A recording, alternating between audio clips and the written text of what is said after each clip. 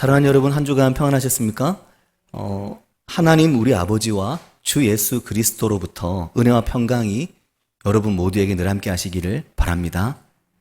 제가 왜 이렇게 인사하는지 아시죠? 이번 주간 금요일 새벽 말씀에서 그 이유를 말씀드렸는데 은혜와 평강이 늘 삶에 함께 하시길 바랍니다. 오늘 우리가 잠언 22장 말씀에 우리의 귀를 기울일 수 있으면 좋겠습니다. 우리가 어떤 말을 하거나 대화를 할 때 귀 좀 기울여 주세요. 귀 기울여 좀 들어주세요. 그렇게 말할 때가 있습니다. 집중해서 들어달라는 말이죠. 사랑하는 여러분, 요즘 어떤 말에 귀를 자주 기울이고 집중해서 듣고 계십니까?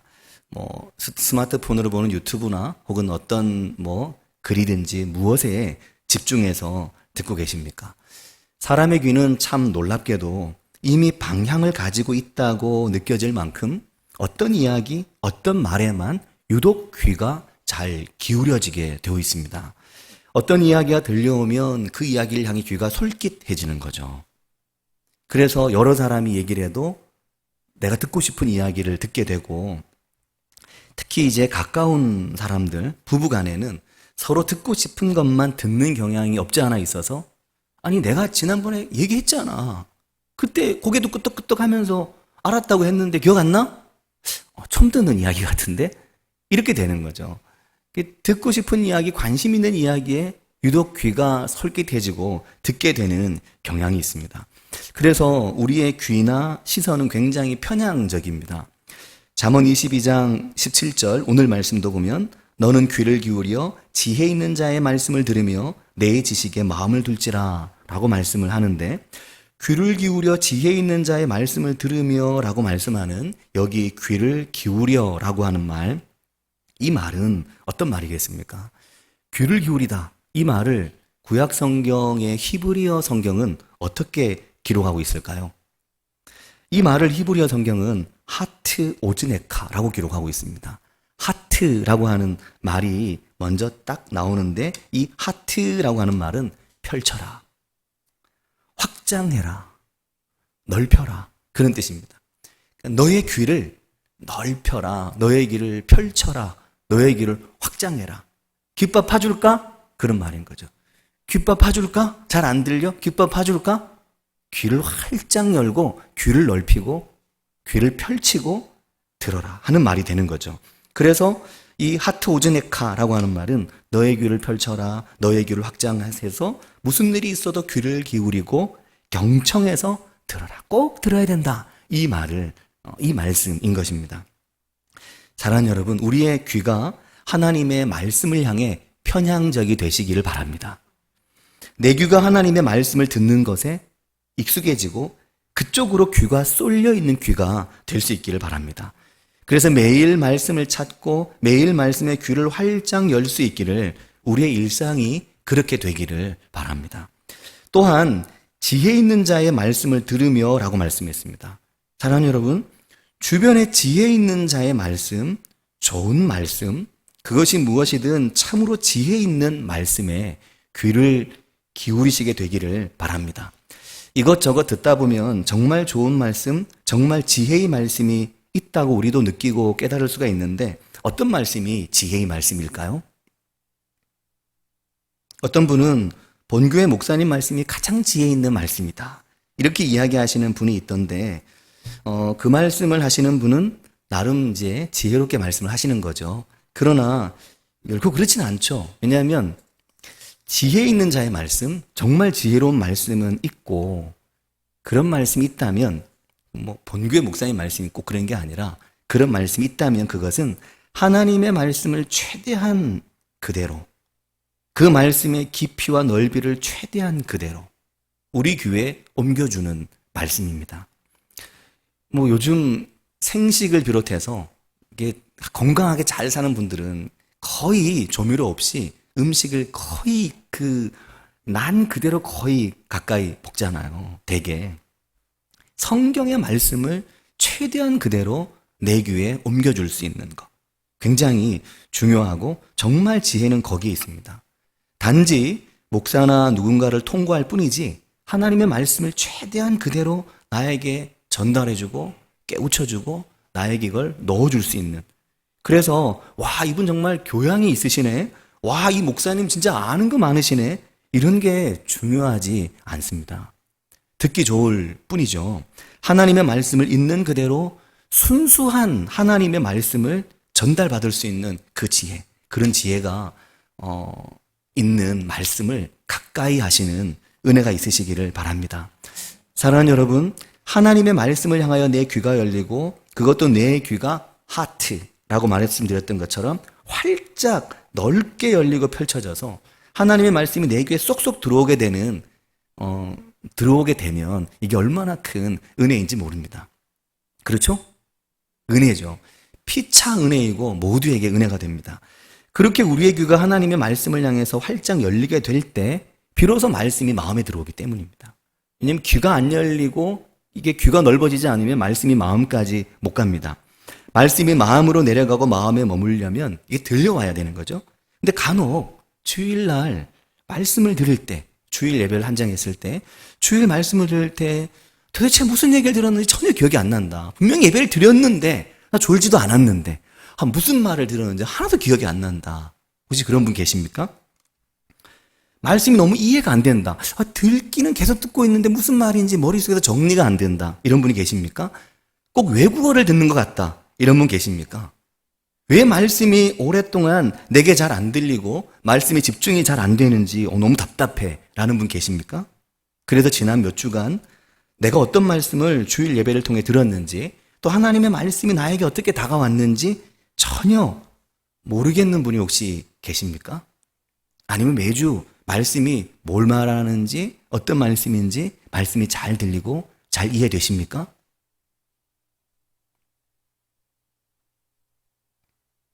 여러 이유가 있을 겁니다. 그런데 내가 왜 그런지는 굉장히 중요합니다. 왜 말씀이 잘 안 들릴까? 왜 듣긴 듣는데 무슨 말인지 모르겠을까? 이거 굉장히 중요한 문제입니다. 내 귀에 말씀이 잘 들려오도록 나도 바꾸고 환경도 바꾸는 건 필요합니다. 내 귀에 말씀이 잘 들려오는 게 얼마나 큰 은혜이고 그게 얼마나 중요합니까? 근데 그게 안 된다면 왜 그런지 그 이유에 대해서 진지하게 정말 생각을 해보아야 됩니다. 물론 설교자의 문제일 수 있습니다. 설교자가 덜 준비하거나 또 제대로 준비가 안 됐거나 또 설교자가 준비한 말씀이 나와 너무 안 맞거나 내가 듣고 싶고 내가 듣기 원하는 스타일의 메시지가 아닐 때 내가 익숙할 수 있는 형태의 설교가 아닐 때 내가 오랫동안 들었던 말씀과 패턴이 좀 다르다. 이것도 굉장히 어려운 문제더라고요. 내 눈높이와 말씀이 너무 다르다라고 느껴질 때. 그러나 아마 그렇게 저의 설교가 잘 안 맞는 분은 여기 안 계실 겁니다. 아마 그런 분이 계셨다면 벌써 다른 교회로 옮기셨을 테니까요. 그렇다면 왜 말씀이 내 귀에 잘 들려오지 않는지, 왜 말씀에 집중이 잘 안 되는지 이걸 생각해 보아야 됩니다. 오늘 말씀으로 미루어 생각해 본다면 내가 내 귀를 얼마나 활짝 말씀에 열고 있는지, 내 영이 하나님의 말씀을 잘 들을 수 있는 준비를 평소에 얼마나 하고 있는지 이거 생각해 보셔야 됩니다. 어떤 분들은 설교를 시작할 때부터 설교를 끝날 때까지 눈을 마주치기 어려운 분들이 있습니다. 아침에 이렇게 얘기하니까 갑자기 눈이 확 다들 썰리더라고요. 좋죠. 그 정도는 되면 설교를 시작할 때부터 끝날 때까지 눈을 마주칠 수 없는 분이 있습니다. 제가 마음이 정말 좁아요. 정말 저희 어머니 말씀대로 네 마음이 꼭 간장 종지기 같아. 정말 좁아요. 그래서 눈이 안 마주치면 굉장히 힘들더라고요. 눈이 안 마주치는 대화는 제가 하길 원하지 않기 때문에 때로는 설교마저 하고 싶어지지 않을 때가 있습니다. 어떨 때는 막 이게 에너지가 막 돌지만 어떨 때 정말 말을 멈추고 싶을 때가 있을 만큼 눈이 안 마주칠 때가 있습니다. 말씀이 들려오려면 얼굴을 봐야 되고 눈을 봐야 하고 내 귀가 그 입을 향해 있어야 됩니다. 근데 고개를 숙이고 처음부터 끝까지 가거나 혹은 앞 사람의 머리 뒤에 앉으면 그래 이렇게 갔다 가면 보이는데 이렇게 갔다 가면 안 보이는 그렇게 자리를 잡고 앉으면 처음부터 사실 말씀에 집중하기에 굉장히 어려운 구도와 상황을 가지고 예배를 드리는 거죠. 그래서 귀를 활짝 열고 말씀을 들으려는 사람은 아예 처음 앉을 때부터 앉는 자리가 다릅니다. 나에게 가장 좋은 나에게 가장 맞는, 꼭 앞자리도 아니고 꼭 뒷자리도 아니죠. 나에게 적절한 자리를 늘 찾아서 그곳에 앉아서 잘 보이게 앉고 말씀에 집중을 하겠죠. 탁 트인 자리에 대개는 앉죠. 2부 예배 시간에 교육관에 즐겨 앉지 않으시기를 바랍니다. 즐겨 앉으시는 분이 있으신지 모르겠어요. 로테이션 워낙 잘하고 계시기 때문에. 박 목사님과 송 전사님이 오늘 교육관 앉으셔야 됩니다. 이러면 나 본당 가야 되는데 교육관에 앉아야 되나? 이렇게 생각이 되는 게 좋죠. 틈이 생기면 이렇게 본당이 어디 좀 비었나 싶어도 자리가 비어 있으면 본당으로 길을 쓰고 올라올 수 있는 은혜가 있으시길 바랍니다. 지금 교육관 그렇게 예배 중간에 어떤 분이 그 틈을 헤집고 올라와서 성경을 들고 본당에 올라가지고 막 잘 보이는 자리에 탁 자리를 잡고 앉아서 기쁘고 반가운 얼굴과 눈빛으로 말씀을 경청을 하면 설교자도 기쁨이요, 예배를 드리는 분도 그게 은혜인 거죠. 설교자는 힘이 나고 도전되겠죠. 내가 이거 설교를 이렇게 준비하면 안 되겠구나. 정말 기를 쓰고 준비를 해야 되겠구나 라는 생각을 하게 될 겁니다. 새벽 말씀을 음성으로 듣는 것도 좋지만 새벽 말씀을 새벽 교회 현장에서 듣기 위해 한 번씩 특별한 날을 만들어 보시기를 바랍니다. 분명히 새벽 예배에 오는 건 굉장히 유익하고 은혜가 됩니다. 그렇게 할 수 없는 상황 속에 있을 때는 어쩔 수 없죠. 그런데 한 번씩은 그런 시간을 만들어 보시는 것이 유익하다는 거죠. 특별히 재직들, 중직자들, 그리고 청년들은 그런 기회를 꼭 만들어 보시기 바랍니다. 왜냐하면 그런 특별한 순간을 내가 자원해서 만들었을 때 보통 내 귀가 하나님의 말씀을 향해 활짝 열리는 순간을 만나게 됩니다. 은혜가 그렇듯 불현듯 우리에게 찾아오죠. 그 불현듯 찾아온 그 은혜와 삶의 변화는 모두에게 굉장한 은혜를 줄 수 있습니다. 이런 순간을 우리는 내 마음에 하나님의 말씀을 향한 대로가 열리는 순간, 그렇게 말을 하기도 합니다. 근데 어떤 분들은 아예 예배 시작 처음부터 말씀을 향해 내 귀를 활짝 열 마음의 준비가 되어 있지 않을 때가 있습니다. 그때 굉장히 안타깝죠. 어쩔 수 없이 설교자요 예배를 인도하는 저는 매우 마음이 안타깝습니다. 어떤 분들은 성경 본문을 다 읽고 아멘 하자마자 벌써 마음이 콩밭으로 달려가는 분들도 있을 수 있다고 봅니다. 오늘 점심을 뭐 먹지? 교회에서 점심 줄 때가 좋았는데 오늘 또 뭐 먹지? 애들 뭐 먹이지? 오후에 뭘 할까? 모처럼 쉬는 날인데 오후에 언니가 거기 가자고 어제 얘기할 때 가는 건데 눈 딱 감고 여러 가지 생각들이 머리를 막 회전하면 말씀에 집중하기 굉장히 어렵죠.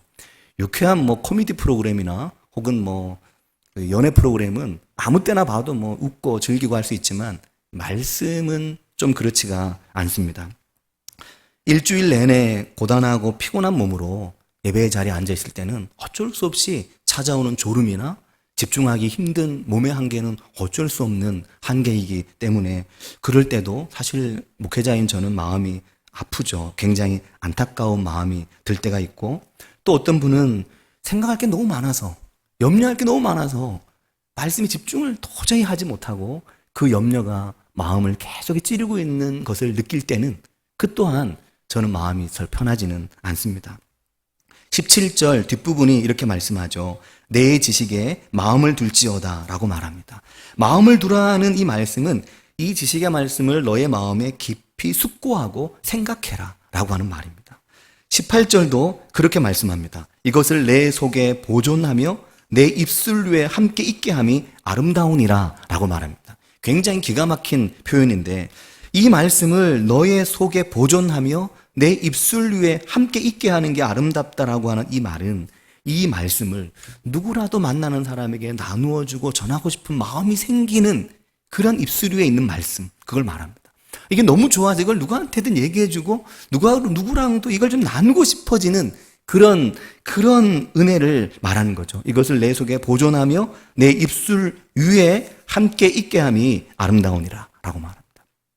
사랑하는 여러분, 이번 주간에 이제 곧 담임 목회를 시작하려고 하는 한 후배 목사님이 교회에 왔었습니다. 이런저런 것을 물어보았습니다. 목사님은 처음에 어땠냐? 담임 목회 시작할 때 어떤 게 힘들었냐? 담임 목회 준비를 어떻게 했냐? 이것저것을 물어보았습니다. 제가 그 목사님에게 이렇게 말했습니다. 나름 준비도 하고 계획도 세워보았지만 돌아서면 설교더라. 설교의 늪에서 빠져나가기가 어려웠다. 그 얘기를 하면서 더구나 지난해 2월부터 1년 6개월 교회가 할 수 있는 게 아무것도 없는 시간이 있었는데 하나님의 말씀밖에는 전할 수 있는 게 없고 또 그것밖에는 교회에서 할 수 있는 게 없는 굉장히 힘든 시간을 지나게 됐는데 그러면서 나름 굉장히 소중한 것을 깨닫게 됐다. 하나님의 말씀이 예전과 달리 나에게 보이기 시작했다. 하나님의 말씀이 오늘은 뭐라고 말씀하실까? 이게 궁금해지게 됐다. 성경이 뭐라고 말씀하시지? 이게 굉장히 궁금해지게 됐다. 예전에는 재밌는 이야기나 즐거운 예화가 딱 있는데 굉장히 교훈적이고 이거 설교를 이렇게 가져가면 되겠다. 이 생각을 많이 했는데 이제는 성경 본문이 뭘 얘기하는지를 좀 더 신경 쓰게 됐다. 예전에는 감동적인 영상이 있으면 눈물 쏙 빠지는 정말 감동을 주는 영상이 있으면 그 영상을 어떻게 이렇게 설교에 써볼까? 그래서 성경 구절을 맞춰서 막 하기도 했는데 이제 그런 거 안 하게 됐다. 그래서 너무 말씀이 주는 말씀 자체에 이 맛이 있다는 걸 느끼게 된 건 정말 큰 은혜다. 정말 건강한 분들 또 정말 건강하게 사시는 분들은 음식을 드셔도 막 열심히 조미하고 맛있게 만든 음식보다 쌀도 쌀만 먹고 밥도 밥만 먹고 또 야채도 야채 그것 자체의 맛을 느끼면서 먹는 걸 정말 좋은 식사라고 생각을 하시잖아요. 사랑하는 여러분, 이게 다가 아닙니다. 이제 담임 목회를 시작하려고 하는 그 후배 목사님의 귀에 제 말이 어떻게 들릴지 다 알 수 없지만 정말 하나님의 말씀이 살아계시다는 것을 믿느냐라는 질문을 하게 됐고 정말 하나님의 말씀이 오늘도 살아서 내게 말씀하고 계시다는 것을 믿느냐라고 하는 질문을 나 스스로 하게 됐다. 이 말씀이 나를 치료하고 이 말씀이 오늘 인생의 고된 풍랑과 싸우고 있는 나와 대화하기를 원하시는 하나님의 말씀이 이 성경에 있는 말씀이라는 걸 이걸 정말 믿고 있느냐. 만일 그렇다면 목회자가 뭘 해야 될까? 목회자가 뭘 집중해야 될까? 어디에 마음을 써야 될까? 이것을 많이 느끼게 됐다. 그 이야기를 해주었죠. 오늘도 여전히 교회의 부흥과 하나님의 나라는 말씀 안에 있습니다.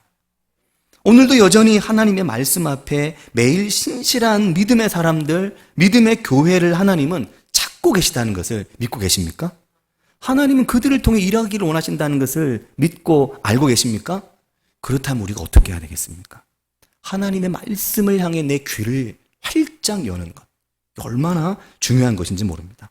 근데 오늘 말씀 19절이 우리에게 너무나 중요한 것을 말씀합니다. 19절이 이렇게 말하죠. 내가 내게 여호와를 의뢰하게 하려 하여.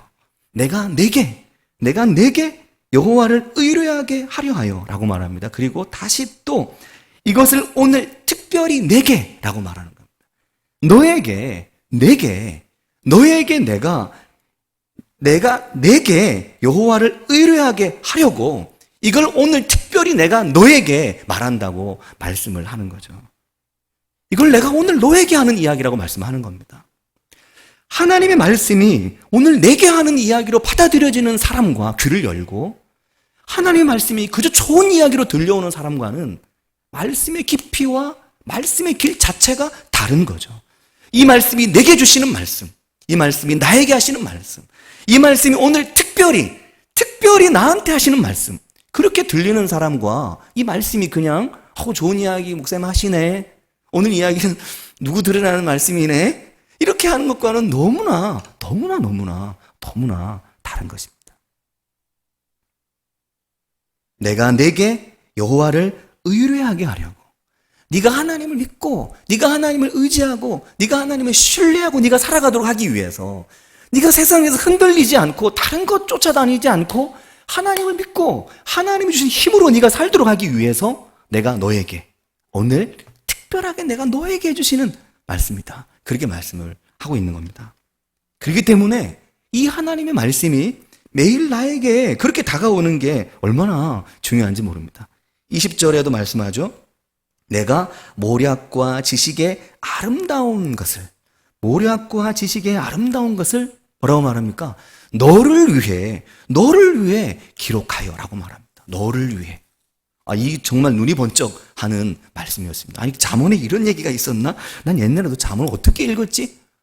너를 위해 네가 듣고 네가 나를 의뢰하기 위해서 내가 너에게 오늘 특별히, 기가 막히지 않습니까? 오늘 특별히 내가 너에게 이걸 내가 하는 이야기다. 21절에도 네가 진리의 확실한 말씀을 깨닫게 하며 또 너를 보내는 자에게 진리의 말씀으로 회답하게 하려 함이 아니냐라고 말씀합니다. 이 부분도 굉장히 중요한데요. 네가 진리의 확실한 말씀을 깨닫고 그 뒤에 뭐라고 하냐면 너를 보내는 자에게 진리의 말씀으로 회답하게 하려 함이 아니냐라고 말씀하는데, 이 너를 보내는 자는 누구일까요? 우리가 생각해 보면 너를 보내는 자는 하나님, 이렇게 생각할 수 있죠. 맞습니다. 하나님이시죠, 근본적으로. 그러나 본문에서 너를 보내는 자는 이 지혜의 말씀을 들려주는 자를 말합니다. 너의 부모, 혹은 너의 후견인, 혹은 너의 설교자, 혹은 너의 교사, 이 말씀을 오늘 그렇게 너에게 주는 바로 그에게 그 진리의 말씀으로 내가 살아가고 있다, 혹은 그 진리의 말씀에 대해 회답하고 대답을 하도록 하기 위해 이걸 이렇게 말한다라는 겁니다. 사랑하는 여러분, 내가 너를 위해, 너만을 위해 오늘 특별히 너에게, 우리에게 다 좋아하잖아요. 특별히 너에게 하는 말씀이라는 겁니다. 그래서 잠언 22장은 두 가지를 말씀한다고 할 수 있습니다. 먼저는 말씀의 골방입니다. 너의 말씀의 골방이 너에게 필요한 것입니다. 골방이라고 해서 꼭 혼자 있는 어떤 방을 말하는 게 아니라 하나님의 말씀을 단독적으로 만나는 걸 말합니다. 하나님의 말씀을 내가 만날 수 있는 나의 공간, 나의 자리, 나의 시간. 예배를 이렇게 다 같이 드려도 이 예배 시간에 하나님의 말씀을 골방에서 만나듯이 그 말씀이 정말 나에게만 들려오고, 오늘 이 말씀은 정말 나한테만 하신 얘기 같고, 특별히 나한테만 하는 얘기 같으면 여기 사람이 40명, 50명 앉아 있어도, 몇백 명, 몇천 명이 앉아 있어도 나의 골방입니다. 이 말씀이 오늘 나에게 임하는 나의 골방인 거죠. 특별히 오늘 나한테 임하는 나의 골방인 거죠. 마태복음 6장 6절에 주님이 너는 기도할 때 네 골방에 들어가 문을 닫고 은밀한 중에 계신 내 아버지께 기도해라. 은밀한 중에 보시는 네 아버지께서 갚으신다. 그 은밀한 중에 하나님과 1대1로 앉아있는 그 너의 기도의 자리가 중요하다고 말씀을 하시는 것과 같이 하나님의 말씀을 정말 나를 위한 1대1의 나를 향한 말씀으로 듣는 게 너무나 중요합니다. 그리고 두 번째는 오늘 17절부터 29절을 잘 보시면 굉장히 이 본문이 재밌게 구성되어 있습니다. 17절부터 29절까지를 보면 17절부터 21절까지가 한 단락으로 나누어져 있고 22절부터 29절까지가 또 하나의 단락입니다. 근데 17절부터 21절까지는 하나님 앞에, 말씀 앞에 서 있는 나를 말씀하고 22절부터 29절까지는 그 말씀을 들고 살아가는 내 삶의 자리에 살아가는 모습을 말합니다. 그래서 두 번째는 그 말씀의 골방에서 시작되는 나의 삶의 광장, 내 삶의 자리, 내 삶의 광장, 누구나 보고 다른 사람들과 함께 살아가는 내 삶의 자리 속에서, 내 삶의 광장에서 우리가 빛과 소금으로 살아가는 것에 대해서, 내가 성도로, 또 내가 교회의 한 사람으로 내 삶의 자리에서 내가 어떤 모습, 어떤 말, 어떤 행동, 어떤 가치관으로 내가 살아가는지, 내 말씀의 골방에서 내 삶의 광장으로 넘어가는 이 두 가지를 잠언 17장의 오늘 말씀이 그대로 다 말씀을 하고 있는 겁니다. 코로나19 이후에 한국교회가 굉장히 많은 어려움에 직면했죠. 이 구도와 상황조차도 이미 우리가 예전으로 돌아가기 어려울 거라고 말할 만큼 굉장히 교회에는 크고 무거운 짐과 큰 타격이 되지 않을 수 없는 상황 속에 있습니다. 그러나 사랑하는 성도 여러분, 과연 그럴까요? 과연 그렇게 하나님께서 교회와 성도를 포기하고 교회 문을 닫으시고 하나님을 향한 사랑과 열정을 가진 성도들의 그 믿음이 깨지고 부서지도록 그냥 내버려 두실까요? 그렇지 않을 것입니다. 여전히 말씀 앞에 서 있지 않은 교회, 여전히 말씀 앞에 서는 리듬을 잃어버린 교회와 성도를 하나님께서 혹시 포기하실지 몰라도 매일 하나님의 말씀 앞에서 경건을 배우고 거룩함을 경험하며 매일 하나님의 말씀의 골방에서 말씀과 기도로 내 영혼을 새롭게 하고 하나님의 은혜의 강물에 잠기길 사모하는 교회와 성도들이 있다면 하나님은 그들을 통해 오늘도 여전히 하나님 나라의 부흥과 하나님 나라의 이 확장을 해나가실 마음이 없으실까요? 하나님 그걸 너무나 오늘도 바라시고 찾고 계신 것입니다. 사랑하는 여러분, 다른 말, 다른 주장, 다른 가치, 하나님의 말씀이 아닌 다른 것에 자꾸 귀를 기울이고 내 귀를 넓게 열지 않고 나의 골방, 나의 하나님과 함께 나의 말씀의 골방으로 매일 들어가고 매일 나아가는 우리들이 될 수 있기를 바랍니다. 모든 위대한 하나님의 사람들, 그들의 삶은 모두 동일하게 그들은 광장에서 그들의 말씀과 그들의 믿음을 그들 삶의 자리에서 광장에서 드러내 보임으로 하나님 나라의 부흥을 세상에 보였는데 그들 모두는 그들이 하나님을 깊이 만나고 경험하는 말씀의 골방, 기도의 골방을 모두 가지고 있었습니다. 아브라함부터 시작해서 모든 믿음의 사람들이 그렇지 않은 사람이 아무도 없을 만큼 그들이 이 두 가지를 다 말씀의 골방, 기도의 골방, 말씀의 광장, 이 말씀을 들고 나가 살아갈 분명한, 그래서 사람들로부터 존영을 얻고 사람들로부터 존경을 받고 사람들에게 인정받는 빛과 소금된 삶의 자리에 그들에게 있었죠. 그게 하나님 나라의 부흥입니다. 부흥이 무엇입니까? 교회에 사람이 많이 오는 게 부흥입니까? 절대 그렇지가 않죠. 교회에 사람이 많이 오면 좋죠. 그러나 사람이 많이 와서 교회가 하는 게 없고 그리스도인들이, 성도들이 하나님의 말씀의 21절부터 29절까지의 말씀을 살아가지 않는다면 정말 의미가 없습니다. 하나님 나라의 부흥은 약한 자를 탈취하지 않고 곤고한 자를 압제하지 않는 것이라고 지금 말씀을 하는 겁니다. 21절 이하에서. 이사야 선지자의 환상이기도 하고 예수님께서 누가복음에서 사역을 시작하시면서 처음 하셨던 그 말씀이기도 합니다. 네 영혼을 올무에 빠지지 않게 하며 땅의 경계, 옛 지계석이라고 말하는 땅의 경계를 간사하게 옮겨놓는 이러한 거짓과 이러한 불의와 이러한 정의를 외면한 삶을 살아가지 않는 것, 이것이 네가 하나님의 말씀을 특별히 받아서 살아가는 하나님의 자녀로서, 하나님의 사람으로서, 오늘 교회로서 이래야 된다 하는 이 두 가지를 오늘 말씀이 하고 있습니다. 그 하나님의 나라, 내 삶의 광장에서의 부흥은 내 말씀의 골방에서부터 시작된다 라고 말씀을 합니다. 이 은혜가 우리 가운데 있기를 바랍니다. 같이 기도하겠습니다. 사랑하는 여러분, 말씀이 내 귀에 들려오지 않는다 그러면 정말 깊이 생각해 볼 필요가 있습니다. 여러 가지 이유가 있을 수 있지만 그 여러 가지 이유를 넘어서는 것이 우리에게 유익합니다. 그래서 하나님의 말씀이 내 귀에 들려오고 하나님의 말씀이 내 영혼에 찔려오고 하나님의 말씀이 내 삶을 뒤흔들고 그래서 결국 그 말씀의 골방을 통해 하나님의 역사의 광장으로 나아갈 수 있는 그런 은혜가 정말 우리 가운데 있고 우리 각자의 삶에 있기를 바랍니다. 우리 그런 은혜를 위해 자찬 목소리로 기도하겠습니다. 하나님 아버지, 은혜와 사랑 감사드립니다.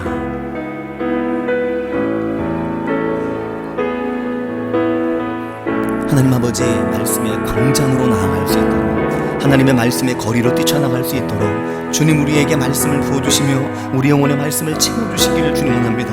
아버지, 우리의 마음이 하나님의 말씀으로 찔리게 하시고 우리의 마음이 하나님의 말씀을 머물고 붙들 수 있도록 인도해 주시며 아버지, 그 말씀을 향해 귀를 활짝 열어젖히는, 아버지 귀를 완전히 펼칠 수 있는, 그 말씀을 향해 귀를 쫑긋 세울 수 있는 은혜와 지경이 저희 삶에 열리도록 주님 도우시고 인도해 주시기를 주님 원합니다. 하나님의 말씀을 통해 말씀하시고 하나님의 말씀을 통해 우리에게 매일 말씀하신 그 말씀을 통해 내가 먹고 내가 살아가는 내 삶의 하루하루를 하나님께 온전히 맡기고 살아갈 수 있도록 주님, 그런 은혜가 아버지 말씀 가운데 있도록 주님 저희의 귀를 주의 말씀을 향해 열어주시며 삶의 어떤 장애물도 어떤 일들도 하나님의 말씀 앞에 서 있는 나의 마음을 막을 수 없는 은혜가 저희 삶에 있도록 주님 도우시고 인도해 주시기를 주님 간절히 원합니다.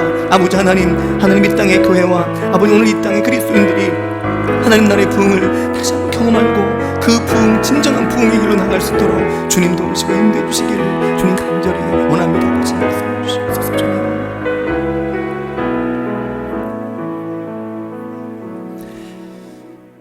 하나님 아버지, 은혜와 사랑을 감사드립니다. 저희 귀가 하나님의 말씀을 향하여 활짝 열리게 되므로 목사의 설교나 다른 그 어떤 좋은 이야기가 아니라도 살아계신 하나님의 말씀이 나를 가르치고 나를 교훈하며 나를 날마다 생명의 복된 길로 인도하시는 것을 경험하고 살아가는 저희들이 될 수 있도록, 내가 오늘 너에게 네가 나를 신뢰하고 네가 나를 의뢰하고 살아갈 수 있도록 내가 오늘 너에게 특별히 하는 이야기라고 말씀하시는 이 말씀을 듣고 이 말씀의 길로 나아가는 저희들이 되게 해주시기를 간절히 바라고 원합니다. 예수님의 이름으로 기도합니다. 아멘.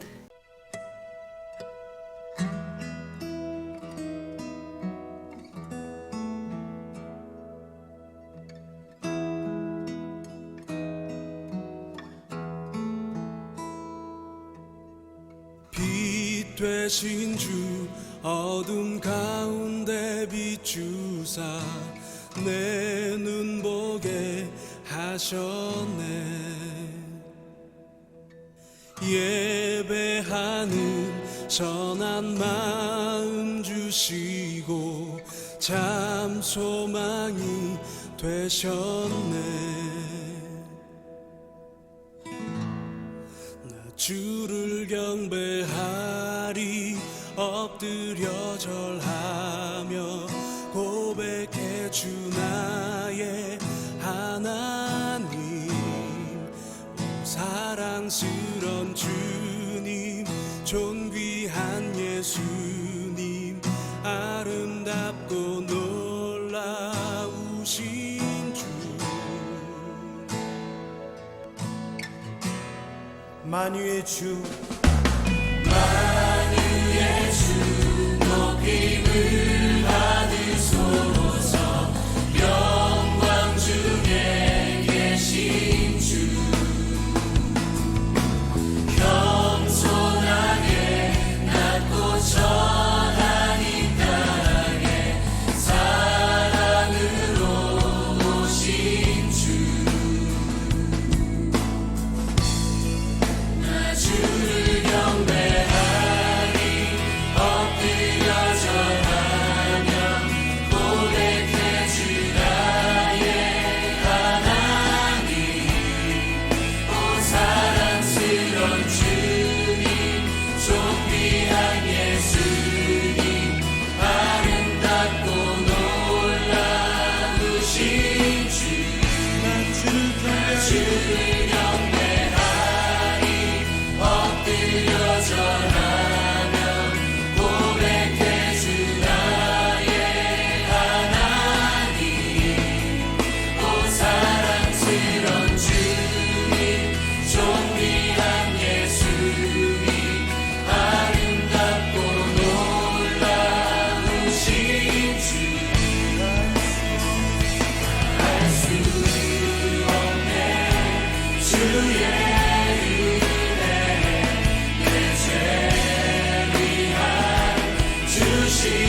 십자가. 알 수 없네 주의 은혜 내 죄 위한 주 십자가. 알 수 없네 주의 은혜 내 죄 위한 주 십자가. 알 수 없네 주의 은혜 내 죄 위한 주 십자가.